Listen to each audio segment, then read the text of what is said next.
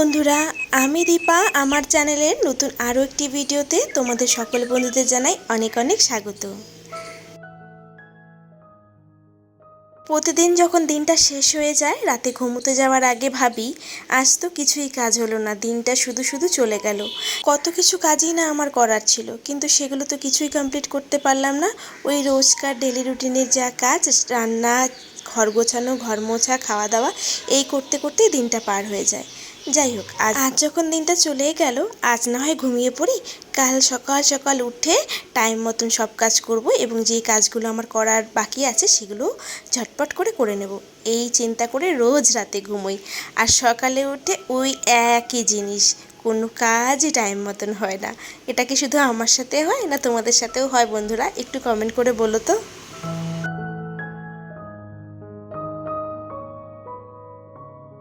এই যেমন আজকে কত কিছু প্ল্যানিং করে রেখেছিলাম, ঘরের কোন কোন জায়গায় আজকে ক্লিনিং করব, একটু হাতে সময় নিয়ে কাজগুলো করব, ভালো মতন ডিপ ক্লিনিং করব। যেহেতু পুজো সামনে আসছে, আমার কিন্তু কোনো কাজই এখনও সেইভাবে হচ্ছে না, মানে এই ঘরদোর পরিষ্কারের কাজ আর কি। এই সকাল থেকে উঠে বাসি ঘর পরিষ্কার করা, নিজে ফ্রেশ হওয়া, মেয়েকে স্কুলে পাঠানো, ব্রেকফাস্ট বানানো আর কি, সেই করতে করতে 10টা সাড়ে 10টা কখন বেজে যায় বুঝতেই পারি না। তো দেখো, আজকে ব্রেকফাস্টে বানিয়েছিলাম রুটি আর তড়কা। মেয়েকে স্কুলে পাঠিয়ে দিয়েছি, রুটি আর তড়কা টিফিনে নিয়ে গেছে। ওকেও আজকে ওর বাবা দিয়ে এসেছে স্কুলে, আমি যাইনি, সেই জন্য একটু সময় পেয়েছে আর কি। যাই হোক, এখানে হাজব্যান্ডকে খেতে দিয়ে দিলাম। ওই যে, কেউ কিছু মনে করো না, আমার হাজব্যান্ড কিন্তু এই যে খালি গায়ে থাকে, ও একটা স্যান্ডো গেঞ্জিও গায়ে পরে না, মানে এতটাই গরম না আমাদের ঘরে, মানে এখন তার মধ্যে শিলিগুড়িতে আবার খুব গরম পড়ছে। তবুও যার যেটা অভ্যেস, ও ওইভাবে অভ্যেস করে ফেলেছে নিজেকে, ওই জন্য একটা কিছুই গায়ে রাখতে পারে না। তো সেই জন্য ওকে আর ভিডিওতে সেইভাবে দেখানোও হয় না।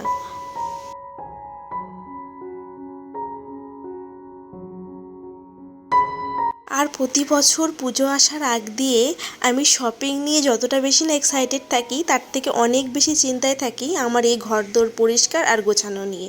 সত্যি কথা বলতে অনেক কিছু প্ল্যানিং থাকে, এইভাবে ঘরটাকে গোছাবো, এই জায়গাটা পরিষ্কার করব, ওই জায়গাটাকে ডিপ ক্লিন করে একদম নোংরা যত আছে, যত মনে করো পুরনো জিনিসপত্র আছে সব ছাঁটাই করব। এগুলো প্রতি বছর ভাবি পুজোর আগে করব, কিন্তু কিচ্ছু আমার করা হয় না। ঠিক আছে, তো এটা নিয়ে আমি প্রতিবার চিন্তায় থাকি। বললাম না, শপিং নিয়ে যতটা বেশি না এক্সাইটেড থাকি, এই ঘর দুয়ার পরিষ্কার করা নিয়ে আমি অনেকটা বেশি চিন্তায় থাকি। তো মনে হয় লাইফটা এরকমই, বয়স বাড়ার সাথে সাথে অনেক কিছুই কিন্তু পরিবর্তন লক্ষ্য করতে পারছি। এই যেমন বিয়ের আগে বা বিয়ের পর পর পুজো নিয়ে ভীষণ এক্সাইটেড থাকতাম, কি কিনবো কি পরবো, কিন্তু এখন যত দিন যাচ্ছে সংসার সামলাতে সামলাতে নিজের প্রতি আগ্রহ থেকে সংসারের প্রতি আগ্রহটা যেন অনেকটাই বেশি। নিজে কিভাবে সাজলাম না সাজলাম সেটা পরের কথা, আগে এই পুজোতে নিজের ঘরটা কি করে পরিষ্কার করব, কি করে গোছাবো, সেটাই কিন্তু সবসময় মাথায় ঘোরে।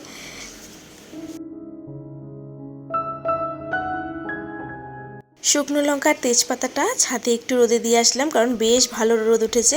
আর এগুলো রোদ লাগিয়ে রাখলে না, মানে এখন আর কি ওই ছাদ করে পড়ে যায়, ওগুলো পড়ার সম্ভাবনা থাকে না, কারণ এখন তো যখন তখন বৃষ্টি বাদল হতেই থাকে। আর এই সিজনটাতে না এই সমস্ত মানে ছাদ করে লাগার ব্যাপারটা বেশি থাকে, বিশেষ করে শুকনো লঙ্কাতে। তো এই দেখো, এটা আমার গ্রসারি বাজার আর কি, মাসকাবারি বাজার বলতে পারো, কিন্তু এখানে পুরো মাসের বাজারটা আসে না। আমি মানে যখন যেটা ফুরিয়ে যায়, প্রতি মাসে তো আর সব জিনিস আনানো হয় না, কারণ কিছু কিছু থেকেও যায়, সেই জন্য যেগুলো যেগুলো লাগবে এই মাসে সেগুলোই শুধু আনিয়েছি। আর ডাল আমি কিন্তু খুব কম আনাই, দেখতে পাচ্ছ এখানে 3 রকমের ডাল আছে। ডাল আমার বাড়িতে খুব কমই রান্না হয়, সেই জন্য বেশি করে ডাল এনে ওই পোকা ধরে নষ্ট হয়ে যায়, সেই জন্য আমি একটু ডাল কম করেই আনাই। আর এখানে একটা বড় বালতির মধ্যে যেগুলো এখন আপাতত আমার প্রয়োজন নেই সব গুছিয়ে রেখে দিলাম, আর যেগুলো প্রয়োজন সেগুলো খালি কৌটোতে ভরে রাখবো।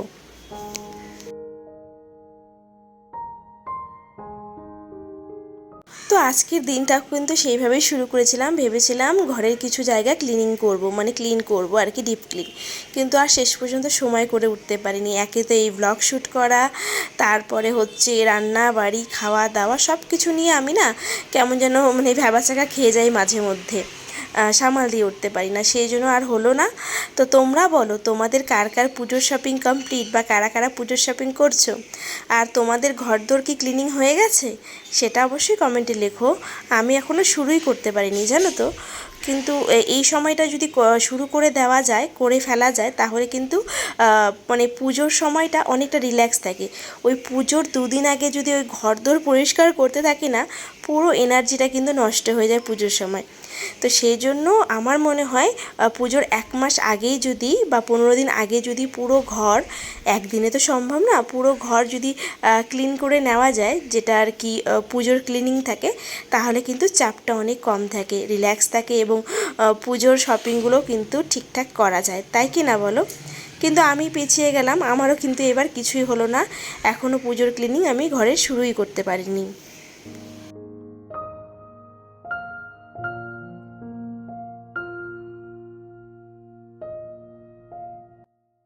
সংসারের তো একটা কাজ না বলো, কতগুলো যে কাজ, সেই কাজগুলো যদি হিসাব করতে বসি তাহলে কিন্তু দিনরাত শেষ হবে না। এবং কাজগুলো যদি তুমি বলো কাজ কখন শেষ হয়, আমার মনে হয় একটা হাউস ওয়াইফের কাজ কোনোদিন শেষ হয় না। এই যে মাসকাবারির বাজার আসবে সেগুলো গোছাবো, সবজি বাজার আসবে সেগুলো গুছিয়ে রাখবো, বাচ্চা স্কুল থেকে আসবে তার ইউনিফর্মগুলো ঠিক জায়গা মতন রাখবো, একটার পর একটা লেগেই থাকে জানো তো। এই যে সকাল থেকে চলছে তো চলছেই। আর তার মধ্যে আমরা যারা ব্লগ শ্যুট করি তাদের তো আর কি বলবো, তাদের তো এই ব্লগের মানে ব্লগ শ্যুট করতে করতে আর ক্যামেরার অ্যাঙ্গেলিং চেঞ্জ করতে করতে মনে হয় বেলার অর্ধেক সময় চলে যায়। কিন্তু কি করব, করতে তো হবেই, কারণ একটা ভালো ভিডিও করতে গেলে কিন্তু প্রচুর পরিশ্রম করতে হয়। এগুলো মনে হতে পারে ছোটোখাটো জিনিস, যে কী দরকার আছে, একটা ক্যামেরা সেট করে রাখলেই তো হলো, কিন্তু তা নয় গো। একদিকে যদি ক্যামেরাটা সেট করে রাখা যায়, হয়তো বোঝা যাচ্ছে ঠিকই, কিন্তু দেখতে কিন্তু বিশেষ ভালো লাগে না, অ্যাট্রাকশন আসে না ভিডিওর মধ্যে। তুমি যদি একটু ক্যামেরার অ্যাঙ্গেলিংগুলো একটু চেঞ্জ করে করে ভিডিও করো না, দেখবে ভিডিওগুলো বেশ সুন্দর হচ্ছে এবং দেখতেও বেশ ভালো লাগছে।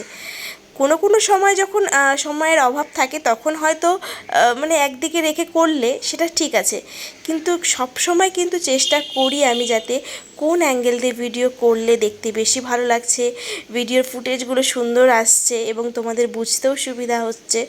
তো সেইভাবে কিন্তু ভিডিওগুলো সবসময় চেষ্টা করি করার।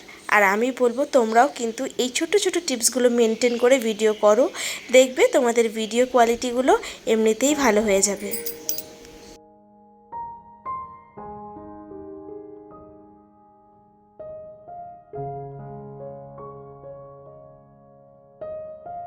ঘড়িতে এখন বাজে 11টা, দেখে মনে হচ্ছে কী বা কাজ করলাম, কিছুই তো হলো না। এখন এই জামা কাপড় কাচা হলো, স্নান করে পুজো দিয়ে তারপরে রান্নাটা বসাবো। কিন্তু ওই যে বললাম সময়ের সাথে পেরে উঠি না, তার মধ্যে মেয়ে স্কুল থেকে চলে আসলে আরোই কিছু হবে না, কারণ এখন ওর এক্সামের রিভিশন চলছে ক্লাসে, সেগুলোকে ঠিকঠাক করে করাতে হয়। বাড়িতে আসলে এখন পড়ার চাপটা প্রচুর বেশি। সন্ধেবেলা তো ওকে নিয়ে বসি রোজই, এবং তার সাথে দুপুরের খাওয়া দাওয়ার পরও কিন্তু ওর সাথে আমাকে একটু বসতে হয়, না হলে কিন্তু সিলেবাস কমপ্লিট করাতে পারবো না, কারণ এক্সাম একদম সামনে। যেহেতু আমার মেয়ের কোনো টিউশন টিচার নেই, পুরো দায়িত্বটাই আমার উপরে, সেই জন্য আমার কিন্তু একটু প্রেশার চলছে, সেই জন্য কিন্তু এখন ঠিক টাইম মতন তোমাদের সাথে ভিডিওগুলো শেয়ার করতে পারছি না।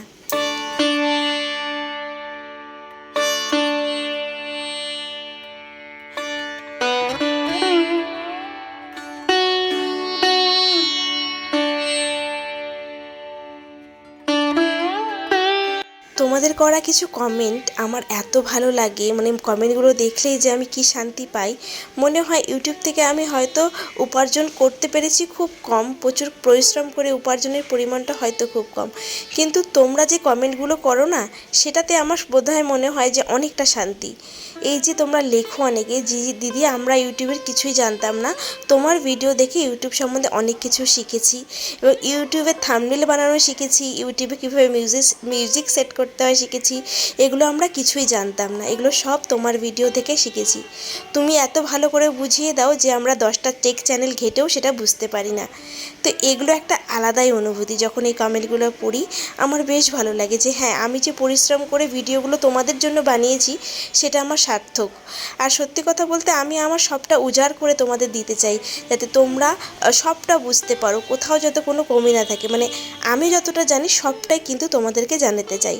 এই জন্য কিন্তু প্রতিটা ভিডিওতেই আমি কিছু না কিছু কথা ইউটিউব নিয়ে কিন্তু বলি, যাতে আমার মতন বা আরও ভালো মতন তোমরা ভিডিও করতে পারো এবং এগিয়ে যেতে পারো। তো চলো বন্ধুরা, আজকের ভিডিওটাকে এখানেই শেষ করছি। সবাই ভালো থেকো, টাটা।